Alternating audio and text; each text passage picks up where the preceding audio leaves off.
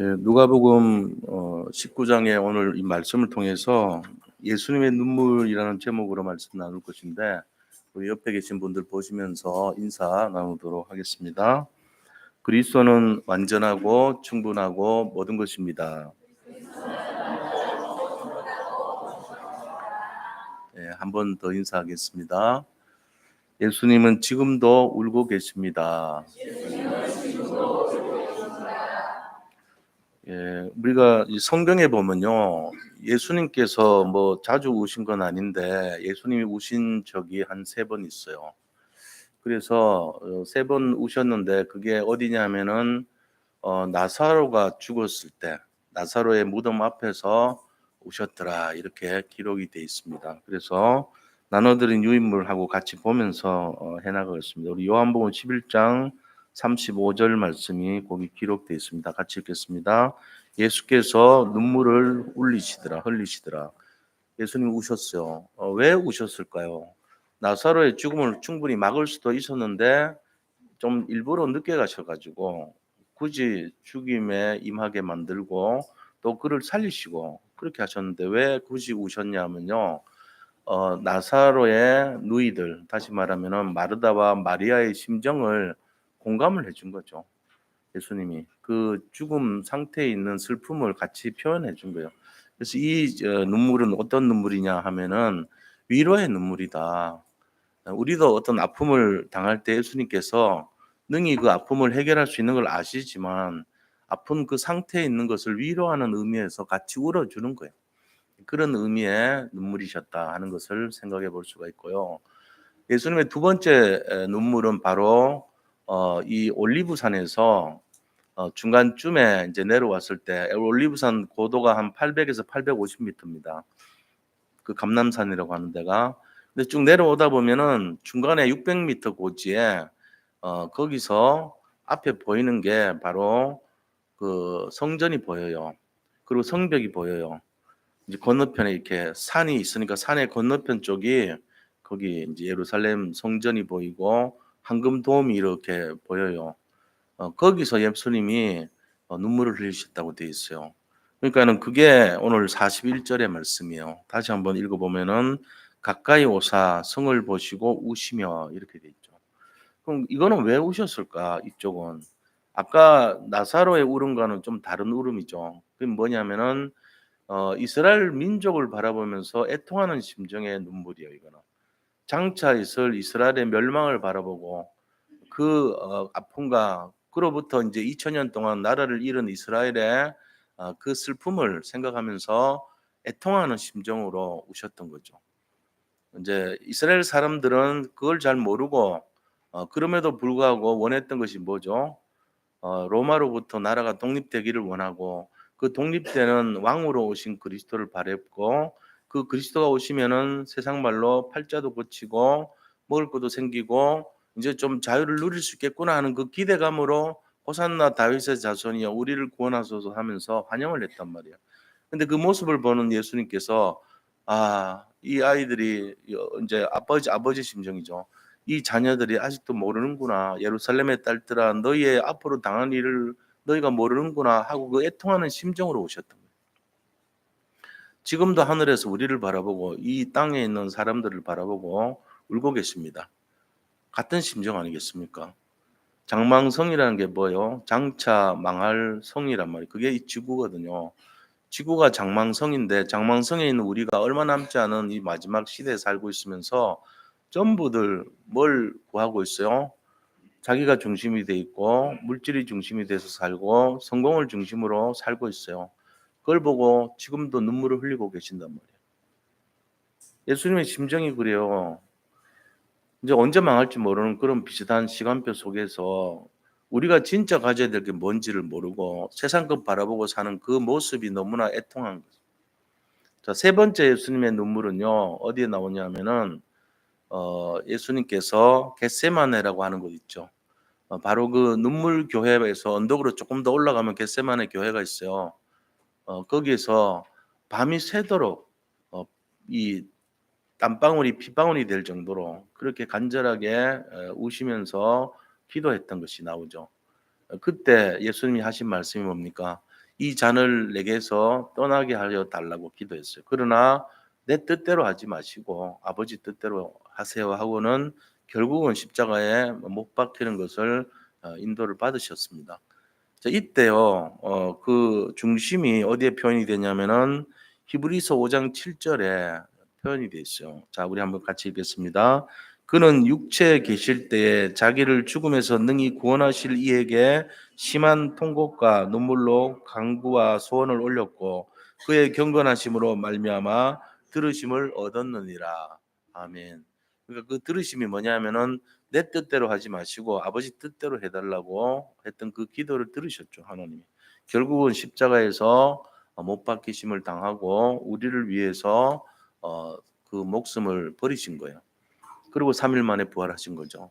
자, 이때 그 눈물이란 말이에요. 이 세 가지 눈물은 다릅니다. 그죠? 첫 번째는 위로의 눈물이고, 나사로는 두 번째는 이스라엘 민족을 향해서 보면서 애통하는 눈물이고, 세 번째 겟세마네 동상에서는 그들이 앞으로 받을 그 어려움에 대해서 또 그리고 예수님께서 우리를 위해서 십자가에 달리시면서 결정하셨던 사랑의 눈물이다. 이렇게 볼 수가 있는 것입니다.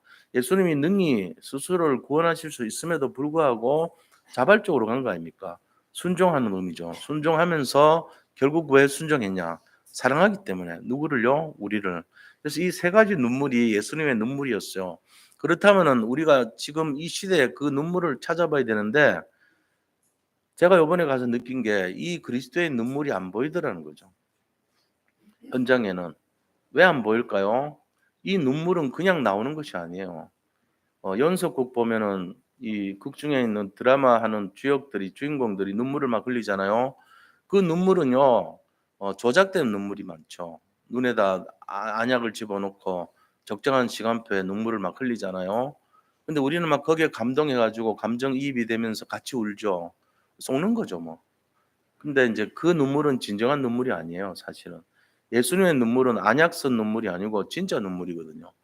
그러니까 제가 못 보는 거예요, 현장에. 그 안약 쓴 눈물조차도 안 보였어. 왜? 그게 필요가 없는 시대가 돼 가지고. 그래서 안타까운 마음이 많이 있었단 말이에요. 그래서 우리가 이 현장의 현실의 모습을 보면서 '그럼 어떻게 해야 되냐? 예수님의 눈물이 필요한 시대가 됐는데 우리가 어떻게 해야 되겠는가?' 여기에 대한 내용들을 보기 위해서 현실적인 모습을 먼저 살펴보고 그리고 우리가 어떻게 해야 되는지를 생각해 보는 그런 시간이 되기를 바랍니다. 자, 첫 번째입니다. 첫 번째, 예루살렘 성전 현장의 모습이에요. 이거를 객관적으로 그냥 있는 그대로 한번 들여다보자 이거죠. 예루살렘 성전은 어떤 모습이냐. 첫 번째 예루살렘 성전에 입성한 모습을 38절에 그대로 기록이 되어 있습니다. 우리 성경에 있는 38절을 직접 한번 읽어보겠습니다. 이르되 찬송하리로다 주의 이름으로 오시는 왕이여 하늘에는 평하여 가장 높은 곳에는 영광이로다 하니 이랬단 말이요. 그러면서 어 40절에도요. 39절에 뭐라 했습니까? 이거를 딱 들으면서 무리 중에 어떤 바리새인들이 말하되 선생이여 당신의 제자들을 책망하소서 하거늘. 왜 저런 소리 하냐? 저 쓸데없는 소리 하는데 나무래 세워 이렇게 이제 얘기를 하니까 예수님이 말씀하신 게 40절이에요. 대답하여 이르시되 내가 너에게 말하노니 만일 이 사람들이 침묵하면 돌들이 소리 지르리라 하시니라. 그러니까 그 사람들이 말을 한 것은 당연한 거다. 지금 내가 들어오는 것이 사람이 들어온 게 아니야. 내가 들어오는 것은 하나님이 들어오는 거야. 이제 이렇게 예수님 말씀하신 거예요. 근데 이 모습을 바라볼 때 우리는 어떤 마음을 가지냐면은 환호하는 그 예루살렘 주민들의 모습이 어떤 모습이냐 이거죠. 그들은 어떤 생각으로 호산나 다윗의 자손이 하면서 예수님을 기대하고 맞이했을까요? 그 중심에는요. 예수님에 대한 어떤 기대가 있었냐면요. 육신적인 기대가 많았어요. 영적인 기대가 아니요. 정말로 왕 중의 왕이고 영적인 왕이고 우리를 구원하실 구원의 왕으로서의 그리스도를 바라본 게 아니고 그들은 로마의 속국에서 해방시킬 왕 그리고 우리를 조금 더 잘 먹고 잘 사게 해줄 왕 우리를 이 속국에서 해방시켜서 자유를 주실 왕 이렇게 해석하면서 그들을 환호하고 호산나 살려주세요. 우리를 도와주 주세요 하면서 외치고 자기들의 옷을 땅에 깔고 종려나무 가지를 흔들고 환호를 했던 것입니다. 그러니까 우리가 볼 때 이스라엘 사람들의 영적 상태가 정말로 하나님이 그리스도인을 알고 맞이한 상태가 아니라 자기들의 동기를 위해서 외쳤던 그 한호의 상태였다. 그런 안타까움이 있는 거예요. 그러니까 인제 그거를 보면서 바리새인들이 나무라라 얘기하니까 어쨌건 한호를 하지만 그거는 그들이 외치지 않았으면 돌들이라도 외칠 거다. 한호한 건 맞다. 근데 올바른 태도의 한호는 아니었다는 걸 우리가 알아야 되죠. 자 이런 상태예요. 그래서 수많은 사람들이 그런 모습으로 지금 살고 있는데 성전 안에 그러고 들어왔더니 뭐예요? 예수님께서 성전에서 보신 것이 뭐냔 말이에요. 환전상들 봤죠. 거기서 짐승 파는 사람들의 모습을 본 거예요. "강도에 소굴을 만들어 놓았다." 이렇게 나무라죠. 그게 45절 46절에 나오는 말씀입니다. 같이 함께 우리 나눠 드린 유인물에 있어요. 45절 46절 같이 읽겠습니다. "성전에 들어가사 장사하는 자들을 내쫓으시며 그들에게 이르시되 기록된 바 내 집은 기도하는 집이 되리라 할거늘 너희는 강도의 소굴을 만들었도다 하시니라." 그렇습니다. 어 예수님께서 애통하는 이유가 뭐죠? 애통의 눈물을 흘리신 이유가 바로 이거예요. "지금 때가 어느 때인지 아냐? 이스라엘 너희들은 좀 있으면 멸망할 때야. 이제 얼마 안 남았어. 정말로 세상 말로 정신 차릴 때인데 지금 무슨 생각하고 나를 한호하냐. 그리고 여기는 강도의 소굴을 만들어 놓고 마지막 희망인 성전이 교회가 사명을 잃어버리고 장사하는 소굴로 만들어 놓고 이방인의 들도 없애고 그다음에 기도의 들도 없애고 아이들의 들도 없어진 그런 교회로 전락시키고 여기 환전상이 있고 그다음에 여기에는 짐승들을 파는 장소로 전락시켜서 기도하는 장소를 장사하는 장소로 바꿨구나. 강도의 소굴로 만들었구나. 여기에 대한 애통함이 계신 거예요. 이게 지금 예수님께서 이스라엘 민족을 향해서 눈물을 흘렸던 이유가 되는 것입니다. 근데 지금은 어떠냐? 비슷해요, 지금도. 지금도 유럽 교회가 그래 가지고 점점 사라져 버리고 있고요. 미국 교회도 비슷하게 따라가고 있고요. 우리나라 교회도 아이들의 뜰이 없어졌어요. 아이들이 안 모입니다, 인제. 이방인의 뜰도 안 모입니다. 기도의 뜰도 없어집니다. 영적인 뜰이 없어지고 있단 말이에요. 그럼 어떻게 됩니까? 교회가 교회답지 못한 교회들로 가득해 버리고 교회들은 많은 큰 교회도 많고 여러 가지 뭔가 이렇게 목적을 가지고 확장도 시키고 이런 교회는 많을지 모르지만 하나님이 진짜 원하시는 교회, 기도하는 교회, 전도하는 교회, 말씀 성취하는 교회, 본질을 잡고 렘넌트를 살리고 후대를 살리는 교회 이런 교회들이 많지 않아요 이제. 없는 건 아닌데 분명히 있기는 있는데 굉장히 적어졌어요. 갈수록 더 줄어들고 있어요 지금. 자 이런 상황이에요. 그럼 우리가 뭘 바라봐야 됩니까? 예수님의 눈물의 태도가 회복이 돼야 되죠. 누군가는 울어줘야 돼요. 현장을 보면서 아이들이 지금 정말 제대로 언약을 잡고 복음 속에 살아야 되는데 하는 그 애통하는 눈물이 있어야 된단 말이에요. 우리나라가 위기에 당했을 때 우리나라를 우려하는 애국자들이 있었기 때문에 우리나라가 유지가 된 거 아닙니까? 나라를 위해서 애통하고 눈물을 흘렸던 사람들의 그 간절한 기도가 있었기 때문에 우리는 그들을 통해서 나라를 지킬 수가 있었던 거죠. 6.25를 통해서도 그랬고 일제 시대를 통해서도 그러고 여러 가지 외세 침략이 있을 때마다 의병들이 일어나고 나라를 생각하는 자들이 애국자들이 일어났기 때문에 나라가 유지가 될 수 있었잖아요. 마찬가지예요. 우리는 하나님 나라의 백성입니다. 지금 하나님 나라가 위기를 당하고 있고 하나님 나라에 소속돼 있는 우리 후대들의 미래가 지금 암담한 쪽으로 가는 것처럼 보이고 있어요. 그러면 우리가 뭘 해야 되겠습니까? 이때 나라를 위해서 눈물을 흘리는 애통함이 있어야 되겠죠. 이제 그런 시간표란 말이죠. 그래서 예수님의 눈물은 다른 거예요. 그래서 예수님께서 뭐 했냐면요. 감람산에서 성전 바라보시는 그 바로 그 성전 바로 그 맞은편이에요. 눈물 모양이 이렇게 있어요. 성전의 위에 눈물 모양으로 이렇게 해 놨어요. 근데 그게 언제 지었냐면은 그렇게 지은 게 오래된 게 아니에요. 그 눈물 교회는. 1953 년도에 지은 거예요, 사실은. 그러니까 얼마 안 되죠. 옛날 건물은 아니에요. 그러나 그 눈물 교회의 의미를 우리는 찾아야 돼요. 다른 사람들은 '아 이런 교회가 있구나.' 하고 그렇게 볼지 모르지만 적어도 복음을 가지고 언약을 잡으면 우리는 다르게 해석을 해야 된다는 거예요. 어떤 마음으로 해석해야 됩니까? 정말 우국충정의 마음으로 하나님 나라를 지키는 그런 마음으로 바라봐야 된다는 거예요. 그래서 영적인 소경이 되어서 임박한 멸망을 보지 못하는 이스라엘 사람들에 대한 애통의 눈물을 우리가 회복해야 된다는 것입니다. 지금 그러고 있어요. 예수님 오시면은 저 로마의 속국에서 좀 벗어나서 세금도 좀 감면을 받고 덜 내고 그다음에 우리가 예수님이 왕이 돼 가지고 이 나라를 부국강병으로 지킬 것이고 우리나라를 더 튼튼하게 만들 것이고 오병이의 기적과 같은 역사가 일어나서 먹을 거 걱정 안 해도 예수님이 다 만들어 주실 것이고 뭔가 모르게 이런 거를 기대한단 말이에요.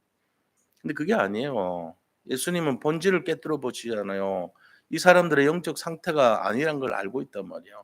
장차 나라가 멸망할 지경이 있는데도 자기밖에 모르고 자기 것을 챙기고 자기 일신의 어떤 것을 덕을 보려고 하는 그 태도를 보면서 애통해 하신 거예요. 지금 이걸 보고 있거든요. 실제로 그다음에 어떻게 됐죠? 실제로 말씀이 그대로 성취됐어요. AD 70년에 로마가 침공해 가지고 티투스라고 하는 어 자기 아버지가 황제가 됐잖아요. 베스파시아누스라는 황제가 되고 그다음 그 아들이 이 티토가 됐는 티토스가 됐는데 티토스도 나중에 황제 돼요. 그러니까 아버지하고 아들이 둘 다 황제가 되는데 그 과정이 이 이스라엘의 민중 봉기를 진압하면서 황제가 되는 거예요, 둘 다. 그렇게 됐는데 70 년까지 있던 65 년도 와서 70 년까지 5년 동안 머물렀던 아버지는 베스파시아누스 황제는 본국으로 가서 황제가 됐고 그 아들은요 다시 이곳에 와서 네가 이스라엘을 점령하고 지켜라 했는데 이스라엘을 봉성하고 예루살렘을 봉쇄해 가지고 110만 명이 굶어 죽었어요. 그리고 나머지 3년 동안 버틴 것이 마사다라고 하는 옛날에 그 헤롯 왕의 성처가 있고 다윗이 거기 살았던 그 마사다라고 하는 거. 마사다라는 뜻이 요새란 뜻이에요. 저도 가 봤어요. 걸어서 가진 않았고 날아서 갔어. 엘리베이터 저 뭐야 스 그거 타고 아시죠 뭔지. 케이블카. 그게 생각이 왜 안 나노. 그래서요. 케이블카 타고 갔다니까요. 가서 어 그 성체는 끝까지 못 갔어요. 예 잘못하면 이렇게 잘못하면은 영혼이 가겠더라고. 그래 가지고 그냥 먼 발치에서 보기만 왔는데 다들 돌아와서 "아이고 안 오길 잘하셨어요 목사님. 다 큰일 날 뻔했어요 다들." 그러면서 위로를 막 해 주시더라고요. 근데 거기에 헤롯이 성체를 지어 가지고 자기가 피할 때 쓰려고 만들어 놨어요 여러 가지 방을. 근데 그걸 누가 썼냐면은 다윗이 썼던 거예요. 다윗이 언제 썼냐면은 자기가 쫓겨다니면서 400 명이 자기를 쫓아왔잖아요. 그때 모압 당에 가 가지고 자기 아버지와 또 이게 약간 반대편에 있는 그 시대에 적응하지 못하는 야당세를 갖고 있는 사람들이 몰려온 거예요. "내가 당신을 도와서 나라를 지키겠다." 이러면서 "건국할 때 나를 알아봐 주세요." 하면서 양산박이라고 있잖아요. 거기에 108 명이 모인 것처럼 400 명의 사람들이 모여 가지고 다윗을 추종하기로 했던 거예요. 그 사람들 중에 부모님들은 데리고 이렇게 모시고 다닐 수가 없잖아요. 그래 가지고 이 다윗이 할머니가 모압 출신 아닙니까? 룻이라고. 그러니까 모압 왕한테 가 가지고 "우리 부모님들을 여기 좀 맡아 주세요." 왜냐하면 그 룻 땅에는 아직 친척들이 있잖아요, 다윗의. 할머니 줄기에 친척들이 있을 거 아닙니까? 그러니까 그걸 빙자해서 아버지, 어머니를 거기 맡겨 놓고 자기는 인제 어딘가에 갔는데 그 어딘가가 바로 어디냐면은 그 요새란 뜻이에요. 그 요새. 바로 그라는 것은 다윗이 머물던 그 요새. 그게 마사다래요, 마사다. 그 마사다는 뜻에는 더가 붙어요. 우리는 이제 모르는데 그 읽는 방식에 의해서 맞자단가 뭐 맞저단데 그게 뒤로 가서 어떻게 하고 어떻게 하면은 마사다가 된대요. 그 의미는 다윗이 머물렀던 그 요새 이런 의미래요. 이상은 그 가이드의 말을 제가 인용한 겁니다. 그전에는 몰랐어요, 이게 뭔 말인지. 그 요새에서 머물렀단 말이에요. 그러면서 거기서 뭐 했냐면요. 이스라엘 민족들이 인제 내일이면은 인제 그 앞에 사람들이 여기 보니까 뭐라고 돼 있어요? 오늘 43 절에 "날이 이를지라 내 원수들이 토둔을 쌓고" 토둔이 뭐죠? 흙으로 이렇게 뭔가 둔이란 말은 뭔가 쌓는다는 거잖아요. 흙을 가지고 언덕을 제방을 쌓았다는 얘기잖아요. 그러니까 마사다라는 요새가요. 이렇게 산이 돼 있는데 위에는 평지돼 있는 그런 산이에요. 이렇게 산이 쭉 올라가 있으면 그 위가 평평해요. 근데 이거를 못 올라가요, 아무도. 올라오면 밑에서 막 이렇게 돌 던지고 이러면 다 못 올라오니까 하다 안 돼 가지고 얘들이 뭐 했냐면 산을 또 하나 만들었어요, 로마가. 그래 가지고 토둔을 만든 거죠. 산하고 똑같은 높이의 토둔을 쌓은 거예요. 말씀 그대로 성취됐죠. 그래 가지고 어땠습니까? 너를 둘러 사면으로 가두고 인제 내일이면은 얘들이 뭐 문을 통해 가지고 들어오는 그 시간표가 됐어요. 그래서 인제 이 사람들이 결정을 해야 돼요. 근데 이스라엘 민족이 뭐라고 결정하냐면은 "우리가 스스로 자살할 수는 없다." 왜? "지옥 간다." 이거죠. 이제 그런 식으로 이스라엘도 자살하면 큰일 나게 그렇게 돼 있어요. 그러니까는 유대교도 자살은 안 되거든요. 그러니까 어떡하냐면요. "우리가 정의롭게 죽자. 저들한테 선하게 죽고 아이들 죽고 그 우리 아내들이 유린당하고 할 바에는 다 죽자." 이래 가지고 한 사람이 집에서 가족들을 다 죽이고 오기로 남자가 그래서 가서 애들하고 부인들 다 죽이고 왔어요.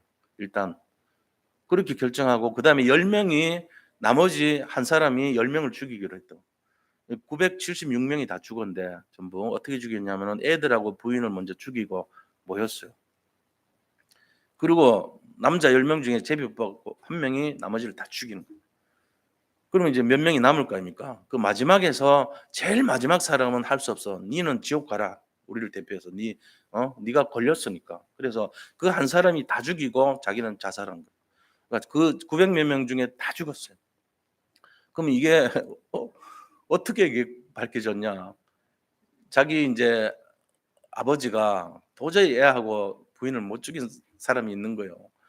그래 가지고 발견이 됐어. 나중에 수색을 해 보니까 다 죽어 있는데 부인하고 애 2 명이 있는 게 나온 거예요.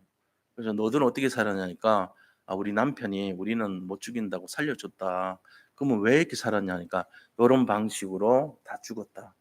이유는 당신들 손에 우리가 유린당하고 당신들 손에 살해되거든 그걸 지키기 위해서 우리 스스로가 이 나라를 내가 우리가 죽었다. 당신들 죽인 게 아니다." 이래 가지고 지킨 거예요. 그 정신을 누구들한테 좀 주면 좋겠어요. 그래서 거기서 뭐 하냐면은 전에는 지금은 안 그런데 전에는 사관학교 생도들 인간식 할 때 거기서 했어요 전부 다. 육해공군 다 와서 나라를 이렇게 인간을 할 때 "이 정신을 너희들은 지켜라." 이렇게 하고. 그러고는 요새는 안 한대요. 왜 안 하냐? 우리나라가 그만큼 약한 게 아니다. 옛날에는 우리가 져서 그렇게 죽으면서까지 결의를 했지만 지금은 질 이유가 없다. 그러니까 그거는 나쁜 유산이다. 이래 가지고 안 한대요.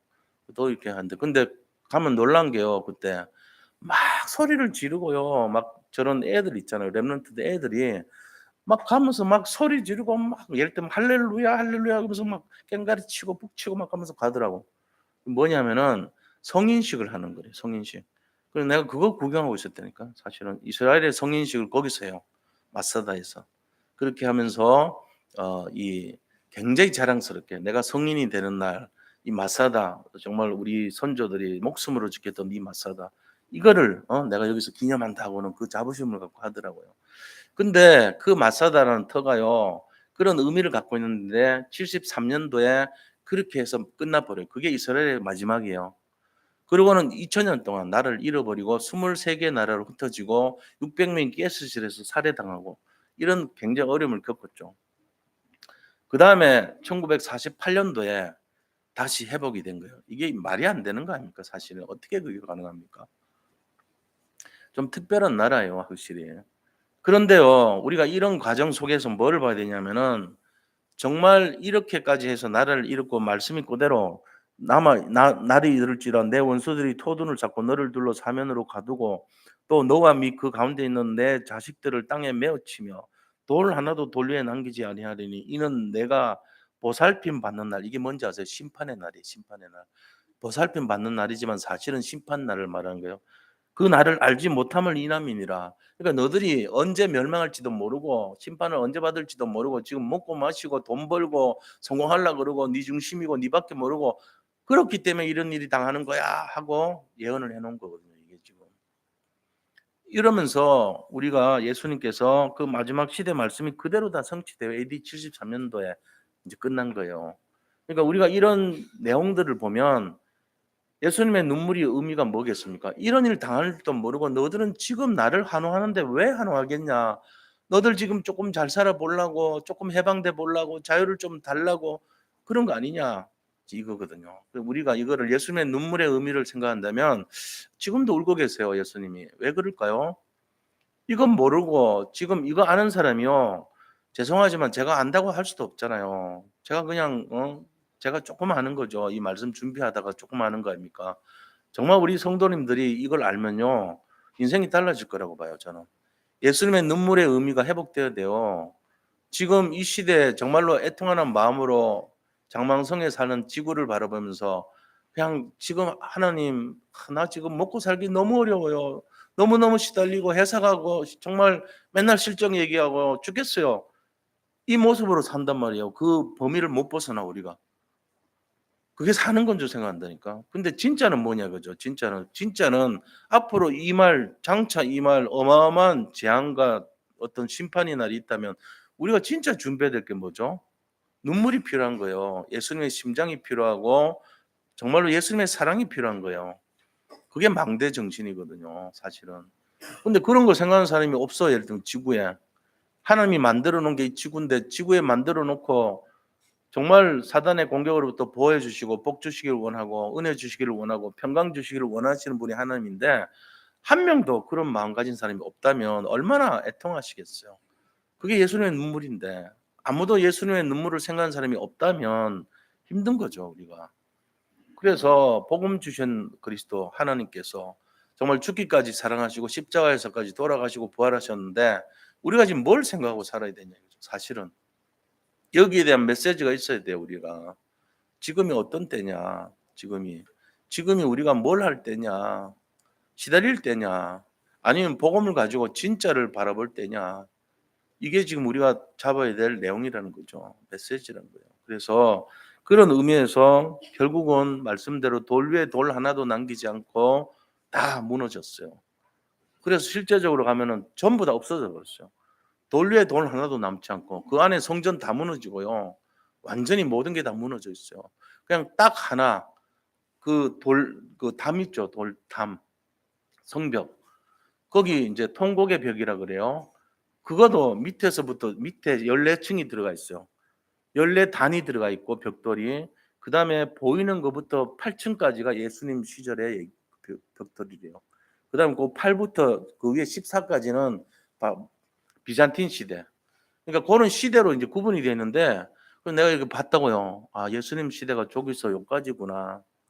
그러면 그 위에 거는 그다음에 시대 거고 밑에 14층 시대는 그 전에 거고요.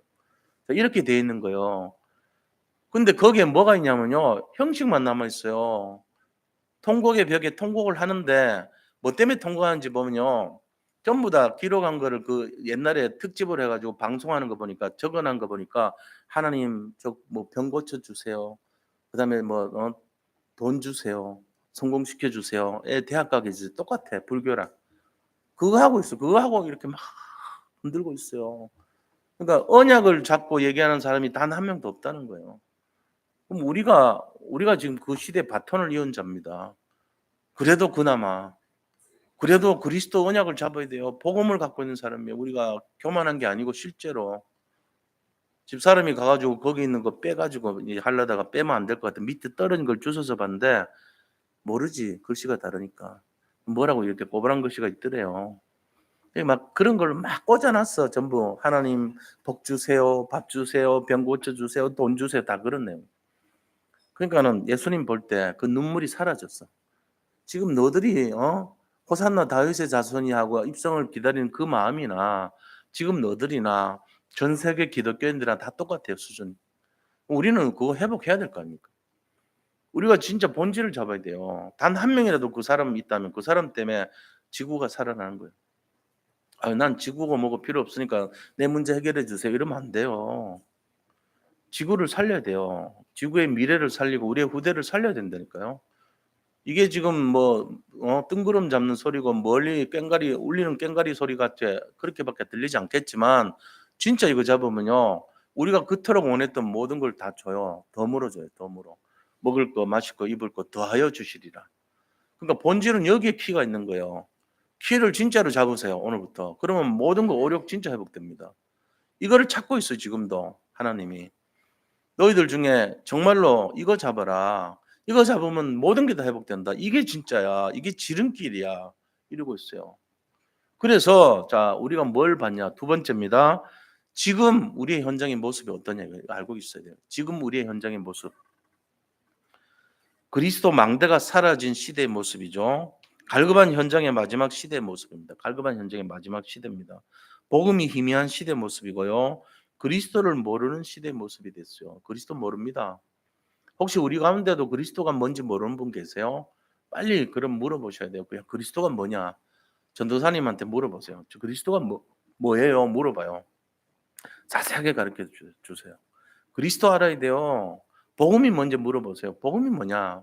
복음이 뭐예요? 물어보세요. 모르면은 우리만큼 복음 제대로 알고 그리스도 제대로 아는 사람 드물 정도로 우리는 확실하게 알아요.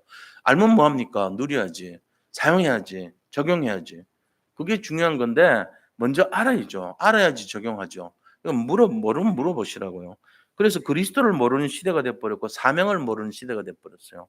내가 무슨 사명을 잡아야 될지를 모르는 시대가 됐다니까요. 그리고 후대에 전달해야 될 언약을 놓친 시대가 돼버렸어요. 후대에게 뭘 전달할지 몰라요. 그러면서 하나님의 계획이 사라진 시대입니다. 지금 제가 지금 말씀드린 게 전부 나하고 관계 없습니까?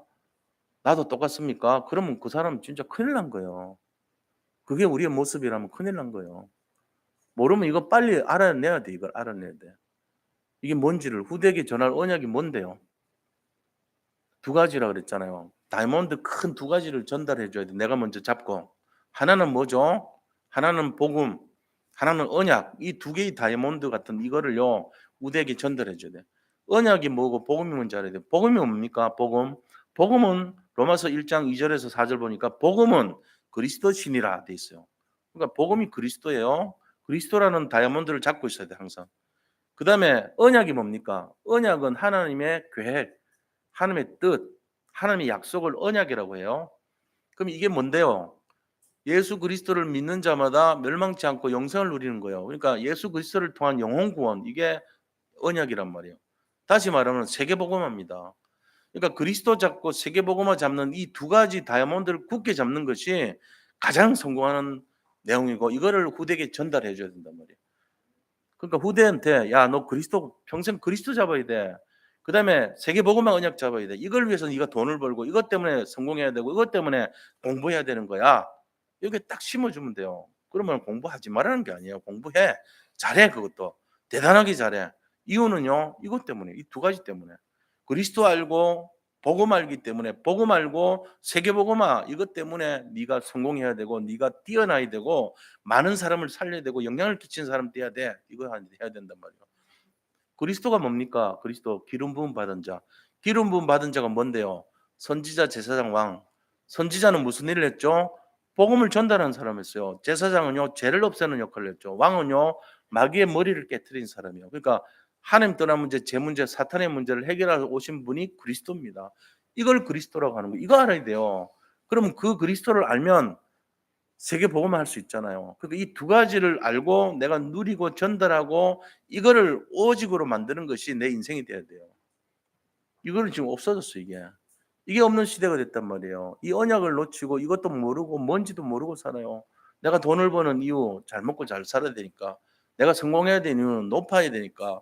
내가 승리해야 되는 이유 자손천대까지 떵떵거려야 되니까. 이런 겁니까? 그거 아니잖아요. 예수 믿는 이유 그냥 복 받아야 되니까 이런 겁니까? 아니잖아요. 진짜를 모른다니까. 이 시대가 희미해져 있어요. 그래서 분명해야 돼요. 그래서 뭐가 되야 되느냐? 하나님의 계획이 회복돼야 되고 그리스도의 눈물이 회복돼야 된다 이겁니다. 그래서 우리 오늘 이거를 진짜로 해야 돼요. 제가 예를 들어서 옛날에는 어땠냐면요. 옛날에는 논쟁을 잘했어요. 저 사람이 저렇게 논리를 세워, 알았어. 내가 좀 연구를 하지. 그래서 같이 논리를 세워가지고요. 끝까지 싸웁니다. 진짜 세상 말로 피 튀기게 싸웠어요. 그래가지고 그 사람을 꺾어버려. 짓밟아야지 속이 시원해. 그리고 내가 이겼다. 이런 그런 마음으로 내가 승리감을 갖고 도취하고 이랬어요. 근데 어느 날 딱 깨달았어. 내가 그렇게 하니까 그 사람이 떠나더라고. 결국은 나하고 내가 못 살리고 적이 되고 그 사람이 결국은 좌절하는 걸 봤어요. 그래서 제가 깨달은 거예요. 말씀 운동한다 그러면서도 사람 못 살리는 거는 이거는 틀린 거다. 그럼 어떻게 되냐? 우리에게 필요한 것이 논리 싸움이 아니고 그 사람보다 지혜가 있고 명철이 더 강하다는 걸 주장하는 그런 내용이 아니다. 진짜는 뭐냐? 사랑해야 된다. 내가 그걸 깨달았어요. 그래 가지고 예를 들어 아이들한테도 "너 이거 왜 똑바로 못해? 숙제했어? 공부 열심히 해? 성적이 뭐야?" 이게 아니고요. "밥은 먹었니? 아픈 데는 없냐? 요즘 뭐 힘든 일 없어? 용돈은 부족하지 않아?" 이게 더 필요한 거예요. 내가 깨달은 게 그거란 말이에요. 진짜 그게 잘 안 돼요. 쉽지는 않아요. 입에서 잔소리가 먼저 나가지 뭐 이렇게 위로해 주려고 그러고 도와주려고 그러고 그런 게 먼저 안 나가더라고. 근데 진짜 성공자들은요. 제가 말한 모습으로 사는 거예요. 가장 큰 성공자가 누구예요 집에서? 엄마예요. 엄마가 자식들 키우면서 가장 큰 성공을 하잖아요 아이들이 잘 되게 하니까. 근데 그 잘 되게 하는 엄마의 비밀이 뭐냐 이거예요. "밥은 먹었니? 힘든 건 없어? 어디 아프냐? 안색이 왜 그래? 요즘 뭐 시달리냐? 세상이 힘들다 그러는데 너는 괜찮니? 사업은 잘 돼 가?" 예를 들면 "힘들지." 이렇게 한마디. 애들 공부하는데 괜히 엄마가 와서 안아 주고 "요새 공부한다고 힘들지. 너 피곤해. 그지? 그리고 괜찮아. 힘내." 이러고 요런 것이 성공한 엄마의 모습인데 논리적으로 따지고 들고 뭘 잘했네 못했네 그러고 하라 그러고 하지 마라 그러고 이러면요. 말 안 합니다. 딱 집에 가면서 들어오면서 던지고 문 꽝 닫고 안 나와요 애들. 그다음 날 또 만나면은 밥도 안 먹고 가 버려요 그냥. 용돈 주면요 아무 소리 안 해요 그냥. 많이 주면 기분만 좋아하지. 표현을 안 해. 대화 단절. 엄마는 더 이상 나하고 대화 상대가 아니야. 나를 죽이는 사람이야. 이렇게 딱 나온다고. 실패한 어머니 모습이죠. 그러니까 우리가 이거 잘 생각해 봐야 돼요. 진짜가 뭔지를. 성공한 어머니가 되려면 애를 쥐잡듯이 고치려듯이 그래 한 거 아니고 그냥 사랑해 주는 거예요. 자 그러면 그게 비밀이란 말이에요. 이거 알면 진짜 대단한 겁니다. 복음을 우리가 받았어요. 승리의 비밀 다 가졌어요. 그럼 어떻게 해야 되냐 이게 중요하잖아요. 세 번째, 하나님이 원하시는 망대를 세우려면 어떻게 해야 되냐 이거예요. 이게 가장 중요합니다. 복음 갖고 있으면 뭐 할 겁니까? 복음이 뭐 할 건데 그거. 아무 쓸데없는데. 복음을 사용해야 돼요. 그렇잖아요? 복음이 내 거가 되고 복음이 내 거가 되고 언약이 내 거가 되면은 끝나는데 이건 끝나는 싸움이거든요. 왜요? 하나님이 모든 능력을 다 줘 버려요. 그 사람을 찾기 때문에. 이거를 진짜로 누리면 끝나는 거기 때문에 우리가 그걸 쪼끔만 하면 돼요. 연습을 쪼끔만 하면 돼요. 어떻게요? 예수님의 눈물을 회복하면 돼요. 그래서 누가복음 19장 41절 예수님께서 우시더라. 왜 우셨을까? 아 장차 있을 70년에 AD 70년에서 73년에 그 어마어마한 고통을 보면서 애통하셨구나. 이스라엘 민족이 아직 못 깨닫고 자기만 알고 있는 이걸 보면서 너무너무 마음이 힘드셨구나. 그 눈물을 인제 바라보는 거죠. 이걸 우리가 생각해 봐야 돼요. 그래서 예수님께서 이 애통하는 기도의 망대를 우리가 회복해야 되는 거야. 요엘서 2장 12절 말씀 나눠 드린 거 한번 보자고요. 이 마음이 필요합니다. 요엘서 2장 열 20이 된 거예요. 열 20이. 여호와의 말씀에 너희는 이제라도 금식하고 울며 애통하고 마음을 다하여 내게로 돌아오라 하셨나니. 이거 해야 돼요. 우리가 금식하고 울며 애통하면서 주님을 바라봐야 된단 말이에요. 이 비밀이 있어야 된다는 거죠. 자, 그리고 어떻게 됩니까? 예수님의 사랑의 망대를 회복해야 돼요. 사랑의 망대가 회복 안 되면요. 아무것도 아니에요. 자, 우리 고린도전서 13장 1절에서 7절까지 한번 같이 읽어 봐요. 같이 읽겠습니다. 내가 사람의 방언과 천사의 말을 할지라도 사랑이 없으면 소리나는 구리와 울리는 꽹과리가 되고 내가 예언하는 능력이 있어 모든 비밀과 모든 지식을 알고 또 산을 옮길 만한 모든 믿음이 있을지라도 사랑이 없으면 내가 아무것도 아니요 내가 내게 있는 모든 것으로 구제하고 또 내 몸을 불사르게 내줄지라도 사랑이 없으면 내게 아무 유익이 없느니라. 사랑은 오래 참고 사랑은 온유하며 시기하지 아니하며 사랑은 자랑하지 아니하며 교만하지 아니하며 무례히 행하지 아니하며 자기의 유익을 구하지 아니하며 성내지 아니하며 악한 것을 생각하지 아니하며 불의를 기뻐하지 아니하며 진리와 함께 기뻐하고 모든 것을 참으며 모든 것을 믿으며 모든 것을 바라며 모든 것을 견디느니라. 아멘. 이게 사랑이에요. 그러니까 우리가 이 사랑의 비밀을 갖고 있으면요. 그 사람 복음이에요, 사실. 놀부와 흥부를 좀 생각해 보시기 바랍니다. 흥부는 사랑의 마음이 있었던 자고요. 놀부는 사랑이 없으면서 행위만 됐던 자예요. 결과는 우리가 다 알고 있잖아요. 흥부는요 진짜 보상을 받았지만 놀부는요 보상이 아니고 벌을 받았습니다. 징계를 받았어요. 우리가 살아가는데 똑같아요. 예수님이 복음을 주셨는데 그 복음의 순수한 마음으로 예수님의 눈물을 생각하면서 반응을 한다면 분명히 사랑할 겁니다. 우리가 진짜 우리 아내들이요. 제가 말씀드리고 싶어요. 남편들보다는 아내들이 지금 뭔가 사랑을 많이 움직일 수 있는 권한이 있어요. 근데 대부분 아내들이 뭘 하냐? 사랑을 베푸는 게 아니고 사랑에 인색합니다. 그래서 남편들이 설 자리가 없게 만듭니다. 그래 가지고 되게 시달려요, 남편들이. 힘들어합니다, 남편들이. 근데 이거를 진짜 쪼끔만 알면 굉장히 응답받는 부인이 될 수 있어요. 왜요? 남들 다 안 하니까. "내가 당신을 사랑합니다." 한마디만 베풀어 보세요. 그럼 '이 사람이 왜 이래?' 이러면서 긴장한다니까요. 그러고는 진짜 사랑해 버려. 그럼 어떻게 됩니까? 완전히 기적이 일어나지. 홍해가 갈라집니다, 집에 있는데. 홍해가 집에서도 갈라져요. 그러고는 놀라운 일이 일어나요. 사랑의 열매가 막 가득가득하는 거예요. 근데 그걸 안 베풀면 어떻게 되죠? 한 달에 500만 원 갖다 주던 남편이 그중에 10분의 1만 내가 11조로 내 나를 위해 쓰자 하고는 50만 원만 자꾸 술 갖다 준 데 있어. 술집에 갖다 줘. 조금만 갖다 줘도 그 술집 사람들이요 왕으로 대접해. 거기 맞대려 놓으면요 이 남자 이상하게 됩니다. "집에 안 들어가도 돼." 뭐 이런 식으로 해 가지고 이상하게 바뀌어요. "당신은 아니라도 좋은 데 있어." 네. 그러고는 거기 가면 내가 왕이 돼. 당신한테 주는 돈 가지고 내가 하면은 황제가 될 수도 있어. 이런 식으로 나가도 온다니까요. 그러니까 그게 어리석은 거예요. 그러니까 남편을 고치려고 하고 지적해서 바꾸려 하지 말고 사랑해 보세요. 그러면은 이상한 일이 일어나요. 그토록 바랬던 일을 저절로 해 줘요. "내가 교회 가도 돼?" 이래 나옵니다. "내가 청소해도 돼? 내가 뭐 해 줄게. 당신 오늘 감했어. 내가 설거지하고 빨래하고 다 할게." 이상한 일이 막 일어나요. 왜? 아내가 사랑하는데 남편이 뭐 그거보다 더한 일도 하는데 못 하겠어요? 그렇게 바뀌는 거예요. 왜? 남자들은 사랑에 목말라 있으니까. 쪼끔만 해도 이거 힌트입니다. 근데 같이 앉아 있으니까 이게 지금 그런데 한 명만 있으면 이 비밀이 이게 굉장히 키예요, 노하우라고. 그래서 굉장히 많이 응용을 하시기 바랍니다. 자 그런 걸 우리가 보셔야 돼요. 그래서 참된 그리스도인은 어떤 걸 해야 되냐. 삶의 망대를 회복해야 된다. 내가 복음을 가지면 복음 가진 자답게 뭐 그런 게 어디 있죠? 골로새서 3장 12 절에서 14 절에 나와 있어요. 자 같이 한번 읽겠습니다.